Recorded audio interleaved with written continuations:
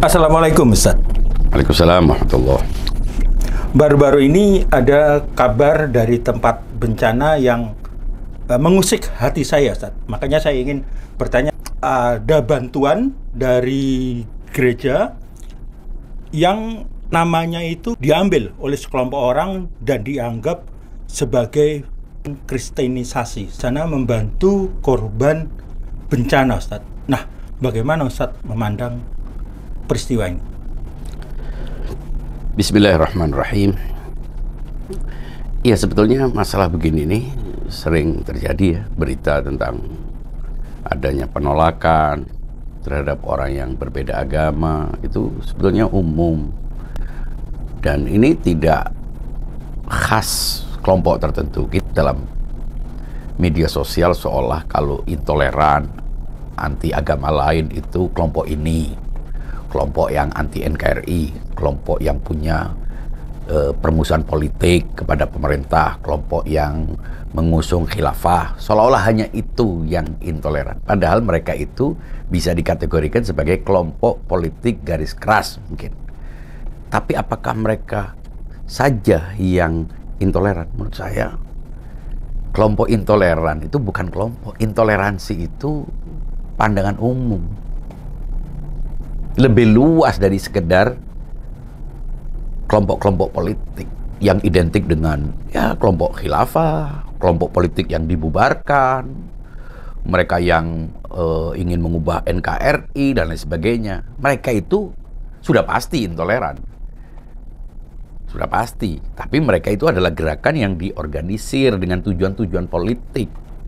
Sementara intoleransi itu tidak khusus kelompok. Itu bisa dikatakan mainstream. Pandangan umum itu memang orang ketika beragama, dia menganggap itulah agama yang benar. Dan menurut mereka, kebenaran itu harus ditunjukkan dalam bentuk penolakan terhadap penganut agama lain. Ini masalahnya. Dan itu sangat mudah kita lihat. Menjangkiti banyak orang. Orang yang pro NKRI, orang yang anti khilafah, orang yang tidak punya kebencian kepada pemerintah juga bisa terjangkiti oleh intoleransi. Ini tidak ada hubungannya langsung dengan politik. Mengapa demikian? Ya karena epistemologi agama, dasar-dasar yang membentuk keyakinan beragama itulah yang bermasalah. Dari mana munculnya masalah? Itulah yang sebetulnya jarang diangkat, jarang ditelusuri, dipelajari lebih jauh. Apa yang membuat kebanyakan orang yang merasa beragama harus bersikap negatif, harus membenci, harus menolak orang lain, termasuk mencurigai bantuan dari penganut agama lain. Sebetulnya wajar dan lazim satu kelompok, satu yayasan, organisasi yang ingin membantu itu mencantumkan namanya. Mengapa demikian? Ya memang supaya terdaftar. Kemudian mengapa harus mencantumkan namanya? Ya supaya orang tahu bahwa dia ikut punya kepedulian, dia ikut berkontribusi. Nanti kalau tidak ada namanya, dituduh tidak peduli. Sementara kalau masang namanya dianggap pamrih atau ingin melakukan kristenisasi. Ini kan akhirnya dilema. Apakah setiap membantu seseorang harus disebutkan agamanya apa? Kalau dia sesuai dengan agamanya, maka dia harus membantu sesuai dengan yang seagamanya. Kan tentu musibah ini musibah kemanusiaan, musibah bangsa. Dan bantuan itu tidak beragama. Bantuan itu kemanusiaan. Siapapun yang berbuat baik, ya harus diterima. Perkara orangnya itu punya tendensi pamrih politik, pamrih apapun, atau ingin mengajak orang untuk masuk ke agamanya, itu urusan lain. Tapi yang kita lihat bahwa dia memberikan bantuan kepada orang-orang yang memang memerlukan bantuan. Ini yang perlu dipelajari. Apa yang membuat kebanyakan orang tidak ada hubungannya dengan afiliasi politik. Hampir banyak, saya bisa memastikan orang yang meyakini agamanya menganut agamanya, dia otomatis harus merasa harus mengekspresikan, mengungkapkan penentangannya, permusuhannya, kebenciannya kepada penganut agama lain. Oke, Ustaz. Ustaz tadi juga menyebutkan bahwa ini bukan pertama kali. Ini sudah sering terjadi. Akar persoalannya apakah karena kurang piknik, kurang informasi, atau apa? Ya, bukan karena kurang informasi atau kurang piknik. Ini memang desain pengajaran agama. Baik secara formal di sekolah maupun secara informal di event-event keagamaan memang ditanamkan bahwa komitmen, keterikatan kepada agama itu harus dimunculkan dalam bentuk kebencian dengan cara mengutip teks-teks ayat yang ditafsirkan secara literal, secara denotatif apa adanya tanpa melihat konteks. Sehingga Anda juga pasti saat masih kecil kita dipahamkan bahwa kalau melihat orang itu lihat agamanya apa. Apalagi melihat tempat ibadah orang yang beda agama, pasti kita menunjukkan kebencian kepada orang-orang yang terlihat agamawan dari agama lain. Itu kita punya kebencian. Karena menurut kita dulu, sebelum kita benar-benar tadi yang belum piknik bukan jalan-jalan, artinya membuka cakrawalanya, mempelajari aneka macam pandangan-pandangan.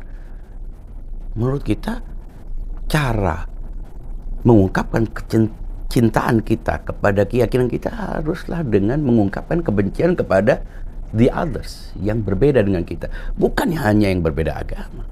Siapapun yang berbeda dalam pandangan agama, dalam pandangan aliran, dalam pandangan keormasan, dalam pandangan politik, dalam pandangan sosial, dalam pandangan klub, dan apapun yang selain lian, the others, itu harus dibenci. Dan itu hampir dianggap sebagai ajaran. Itu seolah-olah itu bagian yang tak terpisahkan dari ajaran agama. Makanya berbagai macam cara sudah dilakukan untuk memahamkan tentang pentingnya toleransi, kerukunan, saling menghormati. Itu kan tidak pernah berhenti. Itu selalu ada. Bahwa agama ini adalah rahmatan lil alamin. Bahwa agama apapun itu pasti menjunjung tinggi kerukunan, kebersamaan, solidaritas, kepedulian. Tapi tetap saja kita menemukan fakta-fakta yang ini yang terungkap, ini yang terekam oleh video. Dalam banyak tempat orang dilarang, dicari alasannya untuk tidak mendirikan tempat ibadah karena dia beda. Dengan cara dipersoalkan izinnya, atau diintimidasi, atau macam-macam. Kita tidak melihat agama apapun, kelompok agama apapun. Tapi kecenderungannya mereka yang lebih banyak itulah yang menekan kelompok lain.